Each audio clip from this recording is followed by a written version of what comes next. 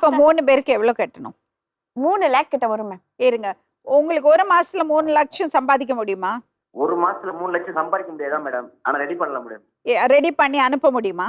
இல்ல நான் வந்துரும் மேடம். அதுக்குள்ள நான் வந்து சரி ஃபைனல். நீங்க எவ்வளவு நாள் இருங்க, நீங்க எவ்வளவு நாள்ல வருவீங்க மேடம்? நான் மேக்ஸிமம் இன்ஷால்லா ஒரு 25 டேஸ் இல்ல ஒரு 20 சரி, டேஸ்ல நீங்க 25 டேஸ்ல வரலன்னா 30 நாள் பாப்பா அவ 31வது நாள் போய் போலீஸ் கம்ப்ளைண்ட் கொடுப்பா. எஃப்ஆர்ஓல இருந்து மெயில் வந்துகிட்டே இருக்கு மேம். ஏன்னா அவங்க இருங்க ஒரு நிமிஷம் மேடம். இதுக்கு நான் அக்செப்ட் பண்றேன். ஓகே, இதுக்கு நான் ஒத்துக்கிறேன். 31வது நாள் நீங்க போய் எஃப்ஐஆர் ஃபைல் பண்ணுங்க. இல்ல மேம், எஃப்ஆர்ஓல அலோ பண்ணனும் இல்லையா? ஏன்னா நான் போயிட்டு 10 டேஸ் தான் ஆகுது. இப்பயுமே போன வாரத்துல நான் கூட சென்னைக்கு வந்துட்டு போனேன். எஃப்ஆர்ஓல வேணா மலேசியா எம்பசில வேணாலும் கேளுங்க. இந்த மாதிரி எனக்கு மெயில். சரிம்மா, அடுத்த விஷயம் சொல்லுங்க. என்ன எனக்கு மெயில் அனுப்புனாங்க.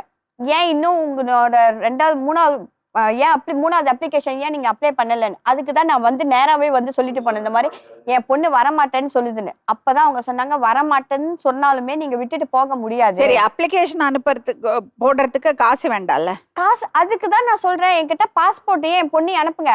நான் மலேசியா எம்பாசில போயிட்டு நியூ பாஸ்போர்ட் எடுத்து அப்ளிகேஷன் போறேன். வெரிஃபிகேஷன்லாம் பண்றதுக்கு எப்படி 1 மந்த் ஆயிடும்.